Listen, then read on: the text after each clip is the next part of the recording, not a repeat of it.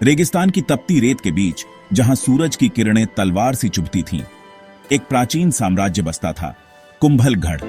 इस साम्राज्य का राजा था विक्रम, एक ऐसा योद्धा जिसकी वीरता की कहानियां गांव-गांव में गूंजती थीं। उसकी तलवार की एक झलक ही दुश्मनों के दिल में खौफ पैदा कर देती थी और उसका न्याय हर प्रजा के लिए मिसाल था। लेकिन विक्रम का दिल हमेशा रोमांच की तलाश में धड़कता था। उसे पुरानी कहानियां, प्राचीन रहस्य और खोए हुए खजानों की बातें हमेशा अपनी ओर खींचती थीं। सूरज ढल रहा था और कुंभलगढ़ के किले की मीनारों पर सुनहरी रोशनी पड़ रही थी। विक्रम अपने दरबार में बैठा था। तभी एक सैनिक ने आकर सूचना दी कि गांव का सबसे बुजुर्ग व्यक्ति बाबा सूरजदास राजा से मिलने आया है। बाबा सूरजदास की उम्र 100 साल से अधिक थी। उनकी झुर्रियों भरी त्वचा और धंसी हुई आंखें अनगिनत रहस्यों की कहानी कहती थीं। गांव वाले उन्हें जीवित इतिहास कहते थे, क्योंकि उनके पास हर सवाल का जवाब होता था। विक्रम ने तुरंत बाबा को दरबार में बुलाया। बाबा सूरजदास लकड़ी की एक पुरानी लाठी के सहारे धीरे धीरे चलते हुए आए। उनकी आवाज कांपती थी, लेकिन शब्दों में एक अजीब सी ताकत थी। महाराज, मैं आपके लिए एक ऐसी बात लेकर आया हूं जो आपकी जिंदगी बदल सकती है, लेकिन यह बात जितनी लुभावनी है उतनी ही खतरनाक भी। विक्रम की आंखों में उत्साह की चमक आ गई। बताइए बाबा, क्या रहस्य है आपके पास? कुंभलगढ़ के उत्तर में, जहां रेगिस्तान खत्म होता है और काली पहाड़ियां शुरू होती हैं, वहां एक गुफा है। उस गुफा में एक खजाना छिपा है, ऐसा खजाना जिसकी कीमत किसी साम्राज्य से कम नहीं। लेकिन महाराज, वह खजाना शापित है। जो भी उसे हासिल करने की कोशिश करता है, वह कभी जिंदा वापस नहीं लौटता।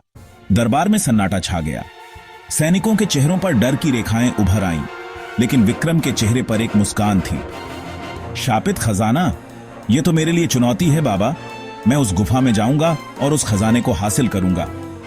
महाराज, जल्दबाजी न करें। उस गुफा में केवल खजाना नहीं, बल्कि कुछ और भी है। कुछ ऐसा जो इंसान की समझ से परे है। मेरे दादाजी ने मुझे बताया था कि उस गुफा में एक प्राचीन राक्षस का साया बसता है। वह हर उस इंसान को अपने जाल में फंसाता है जो लालच में वहां जाता है। मैंने राक्षसों की कहानियां बचपन में सुनी हैं। अगर वहां कोई राक्षस है तो मेरी तलवार उसका इंतजाम कर देगी।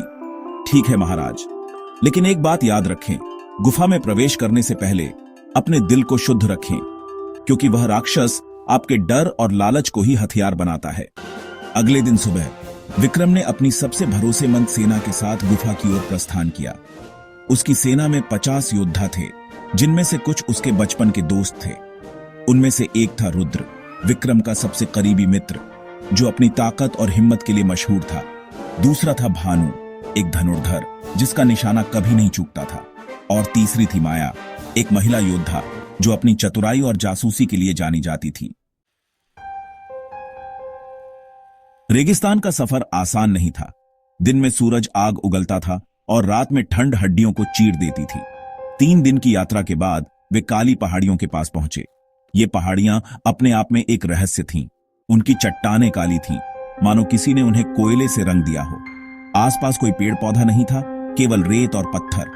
हवा में एक अजीब सी सनसनाहट थी, जैसे कोई फुसफुसा रहा हो। यह जगह मुझे अच्छी नहीं लग रही। हवा में कुछ गलत है महाराज। डरने की जरूरत नहीं माया, यह सिर्फ रेगिस्तान का जादू है। हम गुफा तक पहुंचकर सारी कहानियों का सच जान लेंगे। कुछ देर बाद वे उस गुफा के मुहाने पर पहुंचे। गुफा का प्रवेश द्वार विशाल था, लेकिन अंदर घुप्प अंधेरा था।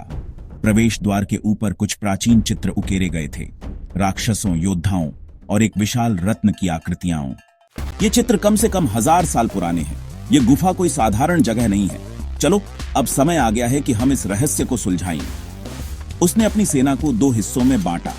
एक हिस्सा बाहर पहरा देने के लिए रुका और दूसरा हिस्सा, जिसमें रुद्र, भानु, माया और 10 अन्य योद्धा थे, विक्रम के साथ गुफा में प्रवेश कर गया। गुफा के अंदर का माहौल सच में बहुत भारी था। हवा कुछ ज्यादा ही ठंडी थी और दीवारों से पानी की बूंदें लगातार टपक रही थीं। मशालों की हल्की रोशनी में दीवारों पर और भी चित्र उभर आए।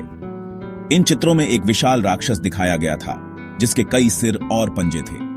उसके सामने योद्धा घुटनों पर बैठे हुए थे, जैसे उसकी पूजा कर रहे हों। तभी भानु की आवाज गूंजी, यह राक्षस कौन है? विक्रम ने जवाब दिया, शायद कोई पुरानी कहानी। फिर वे सब आगे बढ़े और एक विशाल कक्ष में पहुंचे। कक्ष के बीचों बीच एक पत्थर का मंच था। जिस पर एक सोने का संदूक रखा था।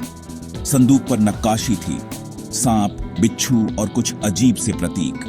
संदूक के चारों ओर कई मूर्तियां थीं, जो योद्धाओं की थीं, लेकिन उनकी आंखें बिल्कुल खाली थीं, जैसे किसी ने उनमें से आत्मा निकाल ली हो। यह रहा खजाना, लेकिन तभी माया ने चेतावनी दी, रुको, कुछ गलत है। ये मूर्तियां, ये कोई साधारण मूर्तियां नहीं हैं। इनके चेहरों पर डर क्यों है? वाकई, मूर्तियों के चेहरे देखकर कोई भी डर जाए। विक्रम ने मूर्तियों को बड़े ध्यान से देखा। माया एकदम सही थी। हर मूर्ति के चेहरे पर एक अजीब सा भयावह भाव था, जैसे मरने से ठीक पहले उन्होंने कुछ बहुत भयानक देखा हो। तभी एक जोरदार आवाज गूंजी, इतनी भारी कि गुफा की दीवारें तक हिलने लगी। कौन है जो मेरे खजाने को छूने की हिम्मत करता है? अब सब योद्धा अपनी तलवारें निकालकर तैयार हो गए।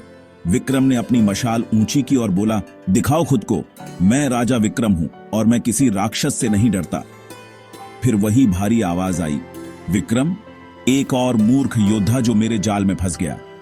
तुम्हारा अंत यहां होगा, जैसे बाकियों का हुआ। लेकिन दोस्तों, यह कहानी यहीं नहीं रुकती। राजा विक्रम और उसकी सेना का सामना अब और भी बड़े खतरों से होने वाला है। क्या वे उस प्राचीन किताब का रहस्य सुलझा पाएंगे? क्या साया उनका पीछा छोड़ेगा, या यह उनके लिए अंत की शुरुआत है? जानने के लिए हमारे साथ बने रहें और भाग 2 के लिए सब्सक्राइब करें। यकीन मानिए, यह कहानी और भी रोमांचक, रहस्यमय और डरावनी होने वाली है। और क्या राजा विक्रम दूसरी आने वाली चुनौतियों का भी सामना कर सकता है?